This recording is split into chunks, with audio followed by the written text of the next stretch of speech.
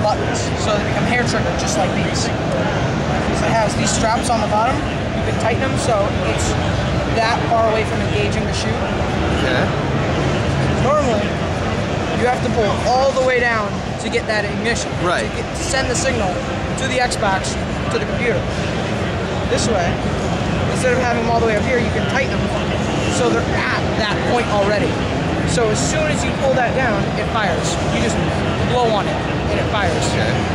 You have also these. You can do the same thing with these. They put tension on the buttons, so you just touch it and they'll fire. Walk into a room. Normally you have to move your finger an inch over here to shoot or to melee. Now you can walk in, spin, and knife without moving your hand. Okay. You can change weapons. So what was the main idea behind this whole concept? Was it just the ease of not having to move your thumbs? The original designer was a school teacher, and he had a student with disabled hands, and he wanted him to be able to play video games. And the kid loved video games. Okay. So he designed the original one, which is down there, rubber bands and wood and such, and it enabled him so he could move the sticks with his problem. All right. Okay. And then he decided, wow, this would work for everyone else. You know, I can make money off of this. So it's the Avenger. Google Avenger controller. Okay. It's the first one. It snaps, comes right off. Nothing to glue. It's not permanent or anything. Okay. Slide right in, lock it. Seems perfectly.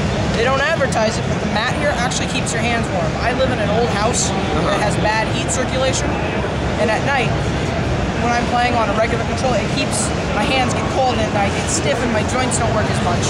Okay. This keeps my hands warm. And you wouldn't think of that as a pro, but it really helps. Yeah, because I was kind of thinking, since you have like that matte area on it, wouldn't it make your hands sweat more? But that's the thing. It's the weird properties of the mat. It only will get as hot as your hands are. Okay. So it can't get hotter than them to make them sweaty. Oh, okay, I think I get it. Overheat your hand, because to get sweaty you need heat coming in. Right. So if you're not putting out enough heat to make you sweaty, these will make you sweat. And they're always a couple degrees cooler than your hands because they aren't one with your hands. They'll always be, if you take your hands off every once in a while, they will always stay just warm enough to keep your hands come out without stiffening up. Okay. Sorry. That's pretty cool. Yeah, like, cause, like for sure, like most shooters, you got reload here, so I mean, pull right out of the. Think about it. Normally, you have to move your finger quarter inch, inch and a half. Now, you don't do that. Half a centimeter, less than half a centimeter. You see? Zoom in. Push up. You never have to take your and the fact that you can flick it feels so much better. Yeah. Because if I'm zoomed in, No, and that's what I do. No, you see, I'm one of those compulsive reloaders. I reload every time I chance, and that's always an issue. Because I'm over here, I'm reloading, and I get shot. This, I reload as fast as I can, and I'm back into it. Exactly. Compulsive reloading is perfect. I do that all the time. I fire one shot and have to reload right away. Put it up against your chest. Put this up against your chest. How stable does that feel? Pretty good. If you don't like it, I had someone here earlier. They didn't like it. You can unscrew it and move it up. No. In my opinion, this is the perfect position for an FPS. I would play like this. It keeps everything centered. It keeps it even, so you can't. It's not going to marble. It's just up and down. I'd play like this. I like to play with in front of me. So it actually gives you like another stable position, so like Let's on say a you're table. like this, you're on a table. Your arms create a tripod. Yeah. It's not moving.